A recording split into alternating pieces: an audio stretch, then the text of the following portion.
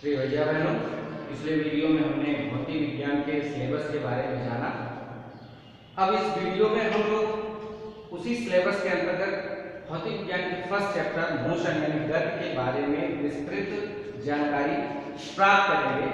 जैसा कि पिछले वीडियो में हमने आपको थोड़ा बहुत मोशन के बारे में इंट्रोड्यूस कराया हुआ था, आज उसी के बारे में थोड़ा और जानेंगे। जानना यह है कि कल हमने यही जाना था कि सपोज करते हैं कि कोई वस्तु गति कर रहा है या किसी स्थिति में है, तो हम उसको कैसे जज करेंगे, कैसे जानेंगे कि कोई वस्तु गति में है कि नहीं है, या फिर किस स्थिति में किसी वस्तु का गतिमान होना माना जाएगा या नहीं माना जाएगा। उसी बारे में हमने आपको कल ये बताया था कि यदि कोई वस्तु किसी निश्चित बिंदु के सापेक्ष अपनी स्थिति में समय के साथ परिवर्तन कर रही हो, तो यह माना जाता है कि वह वस्तु गतिमान है। अर्थात इस ब्रह्मांड में जितनी वस्तुएं हैं वो दो स्थितियों में, या तो वो गतिमान है या फिर स्थिर है। यानी अगर वो अपनी स्थिति में समय के साथ किसी निश्चित बिंदु के सापेक्ष परिवर्तन कर रही है तो वह गतिमान है, और यदि उसकी स्थिति में निश्चित समय के अनुसार उसकी स्थिति में परिवर्तन नहीं हो रहा है तो वह वस्तु साम्यावस्था में है। और लेकिन जब तक किसी वस्तु की गतिमान स्थिति को हम तब तक स्पष्ट नहीं समझ सकते जब तक इसकी मुख्य कंटेंट्स नहीं जाएंगे। इसके मुख्य कंटेंट्स क्या है कि यदि वस्तु गति में है तो उसके साथ चार चीजें होंगी। पहला रेफरेंस पॉइंट सापेक्ष बिंदु, दूसरा पोजीशन स्थिति, डिस्टेंस दूरी, डिस्प्लेसमेंट विस्थापन, और डायरेक्शन दिशा। अब इसी एक ही चीज को हम किसी ऑब्जेक्ट को रख के एडवाइज करते हैं और जज करते हैं कि ये सारी चीजें हैं क्या और कैसे इसको जज करेंगे कि कहां से कैसे पाएंगे। जैसे सपोज करते हैं कि यहाँ ये कोई प्लेन है और यहाँ पे कोई व्यक्ति खड़ा है, यहाँ पे कोई व्यक्ति खड़ा है और यहाँ पे हमारा एक पोल है जिसको हम ये मान ले रहे हैं कि ये स्थित है। यानी पोल मतलब खंभा ये अपनी जगह से ना इधर जा रहा है ना इधर जा रहा है। अब इसको स्थिर मानते हैं, यानी ये स्थिर है, ये फिक्स है। अब ये सापेक्ष बिंदु वही बिंदु है जिसको हम स्थित मानते हैं। ये पोल इसके लिए क्या हो गया, सापेक्ष बिंदु हो गया, जिससे हम इस ऑब्जेक्ट का कंपेयर करेंगे। यानी ये व्यक्ति अगर इसके समीप आ रहा है, समय के साथ इसमें परिवर्तन हो रहा है इसके अनुसार, तो ये गति कर रहा है, या फिर ये इस डायरेक्शन में जा रहा है, इस तरफ जा रहा है, तो इसके कंपेयर में इसकी डिस्टेंस बढ़ रही है, समय के साथ इसमें कुछ ना कुछ परिवर्तन हो रहा है। तो हम ये कहेंगे कि ये ऑब्जेक्ट इसके सापेक्ष, इस बिंदु के सापेक्ष गति कर रहा है। दूसरी बात यह है कि पोजीशन क्या होता है। जैसे सपोज करते हैं कि सब पोजीशन ये चीज होती है कि जो हम फिक्स पॉइंट हमेशा कंपेयर कहां से करेंगे, किसी फिक्स पॉइंट से करेंगे, या ये हमारी इमेजिन की चीज होती है। इमेजिन की चीज क्या होती है कि इसको हम कहीं पे भी इमेजिन करें, किसी खंबे को इमेजिन कर लेंगे, किसी को पर्सन को इमेजिन कर सकते हैं, स्कूल को इमेजिन कर सकते हैं, किसी बिल्डिंग को इमेजिन, किसी चीज को हम इमेजिन करते हैं, उसी की कंपेयर किसी जो ऑब्जेक्ट जिसको हमको मोशन जिसका हमको चेक करना है उसको कंपेयर करते हैं। अब ये हमारा फिक्स पॉइंट हो गया जिसको हम सापेक्ष रेफरेंस पॉइंट बोल रहे हैं, सापेक्ष बिंदु बोल रहे हैं। सेकंड हमारा पोजीशन। अब इस फिक्स पॉइंट के कंपेयर में हमारी पोजीशन कहां है, कि हम स्पेस में हम कहां पे हैं। अब ये हमारा पोल हो गया, सपोज करते हैं ये हमारा पोल हो गया। अब इस पोल पे हम इस डायरेक्शन में हैं, इस डायरेक्शन में हैं, इस डायरेक्शन में हैं, या इस डायरेक्शन में है कहीं। हमने एक फिक्स पॉइंट मान लिया। अब इस डायरेक्शन, इस फिक्स पॉइंट पे हम कहां पे स्थित, हमारी स्थिति कहां है, वही ये बताता है। वो ऑब्जेक्ट कहां पे स्थित है वो ये चीज बताता है कि वो पोजीशन कहां है। नेक्स्ट आता है दूरी यानी डिस्टेंस और डिस्प्लेसमेंट। इसमें बहुत माइन्यूट सा अंतर है, लेकिन अंतर अपने आप में बहुत जानने वाली चीज है। इसको पहले समझ लेते हैं, फिर इसको हम बताते हैं कि है क्या। जैसे सपोज करते हैं यहाँ पे हमारा विद्यालय है, यहाँ पे हमारा विद्यालय है और ये हमारा घर। अब हम पर डे घर से विद्यालय जाते हैं या विद्यालय से घर जाते हैं, ये हमारा काम पर डे का। अब हमारे घर से विद्यालय जाने के कई रास्ते हो सकते हैं। हम कभी इस गली से जाते हैं, कभी इस गली से जाते हैं, कभी सीधा चले जाते हैं, कभी घूम घुमा के अपने फ्रेंड के यहाँ से होते हुए जाते हैं। वही बहुत सारे तरीके हैं जिस तरीके से हम जा सकते हैं। अगर हम इस जगह से इस जगह तक जाने के लिए जो भी मार्ग, जो भी पाथ हम ट्रेवल करते हैं, वो हमारे द्वारा तय किया गया डिस्टेंस होता है, दूरी होती है। यानी हम ट्रेवलिंग पाथ, जितनी पाथ हमने ट्रेवलिंग किया यहाँ से वहां तक जाने का, ये उसका डिस्टेंस है। ट्रेवलिंग पाथ हमारा डिस्टेंस होता है। लेकिन जो डिस्प्लेसमेंट होता है वो हमारे घर के जो हमने दो पॉइंट एड्रेस किए हुए हैं, एक हमारा घर है, दूसरा हमारा विद्यालय है, इसके बीच की मिनिमम डिस्टेंस यानी न्यूनतम दूरी, या आप कह सकते हैं प्लेन वे।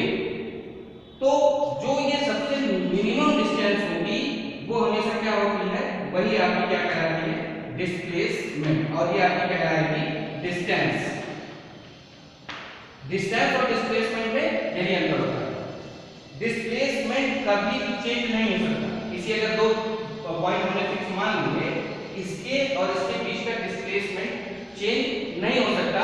हाँ, उसका डिस्प्लेसमेंट जीरो हो सकता है, पॉजिटिव हो सकता है, नेगेटिव हो सकता है, ये अलग विषय है, लेकिन चेंज नहीं होगा। अगर मैक्सिमम डिस्टेंस की बात करेंगे तो ये इनके बीच की न्यूनतम दूरी होगी। लेकिन आपकी जो डिस्टेंस है वो किसी भी समय आप किसी भी अपने मार्ग को बदलेंगे, अपने पथ को चेंज कर सकते हैं, और जैसे जैसे आप पथ को चेंज करते जाएंगे, जिस पथ से आप जाएंगे वो उसकी क्या हो जाएगी, आपकी डिस्टेंस। तो डिस्टेंस और डिस्प्लेसमेंट में यही अंतर है, बेसिक डिफरेंस यही है। अब इसको यहाँ से समझते हैं। अब ये समझते हैं जो 6 पॉइंट हमने मान रखा है, कंपेयर हमेशा इसे करेंगे, इस बात को मैंने आपको पहले बता दिया है।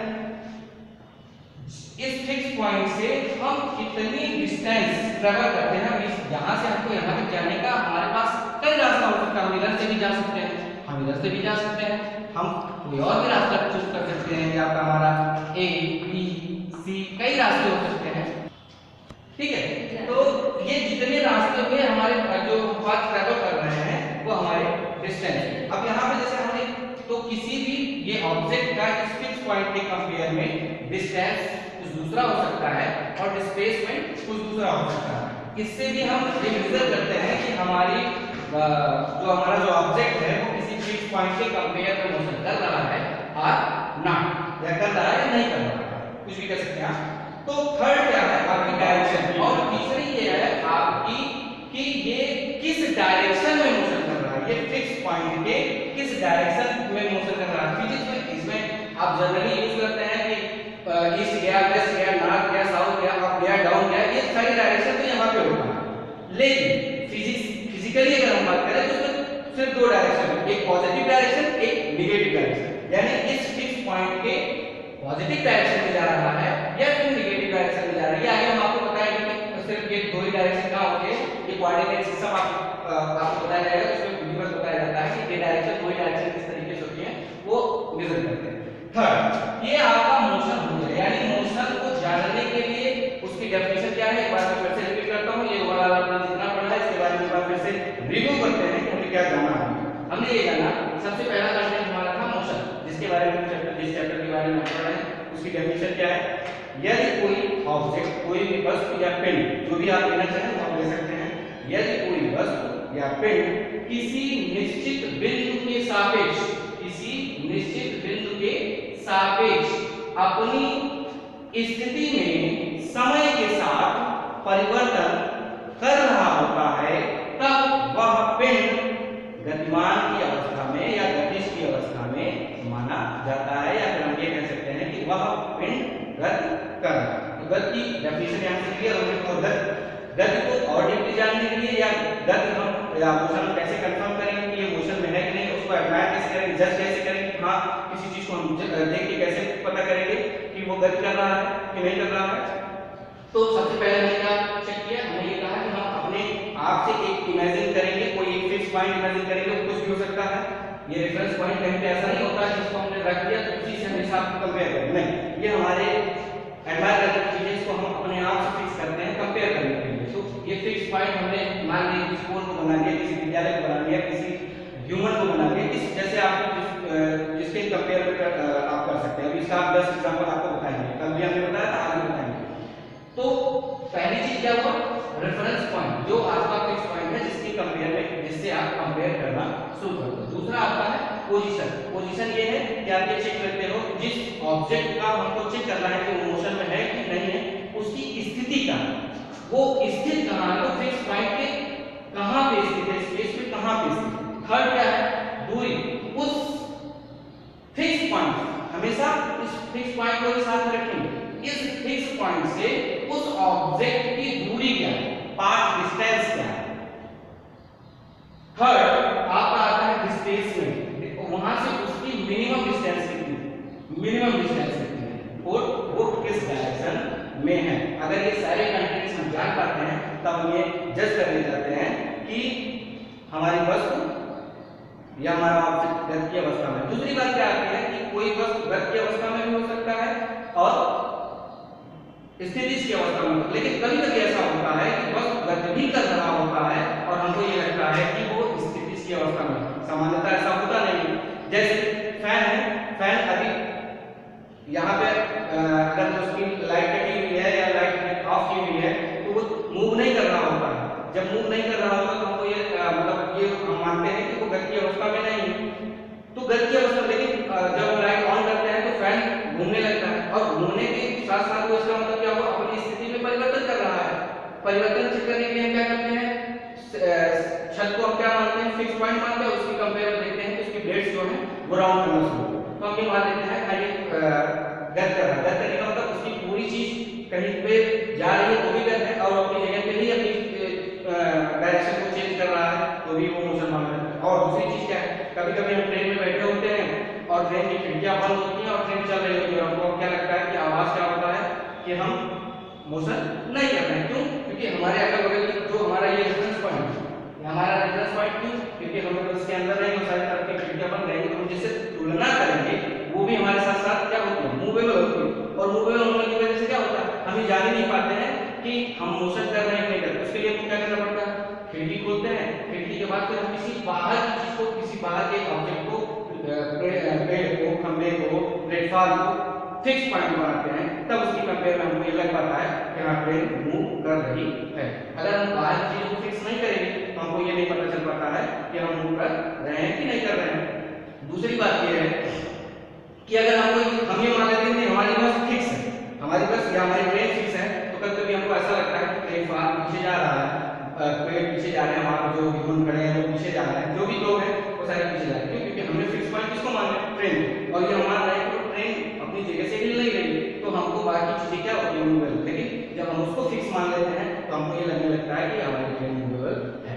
ठीक है, इसके बारे में और भी विस्तृत जानकारी देंगे, लेकिन अभी इतना पर्याप्त है, इसके लिए इतना है। दूसरा, अब इसी मोशन के चैप्टर में थोड़ा सा और पढ़ना है। दो मोशन के चैप्टर में सिर्फ 2 टॉपिक और पढ़ने हैं, उन्हीं टॉपिकों के अंदर में हमको सारा पढ़ना है। पहला क्या है, एक समान गति, एक समान रैखिक गति, और दूसरा है यूनिफॉर्म सर्कुलर मोशन, यानी एक समान वृत्तीय गति। तो ये दोनों टॉपिक, यूनिफॉर्म सर्कुलर मोशन और यूनिफॉर्म स्ट्रेट लाइन मोशन, ये हम आपको नेक्स्ट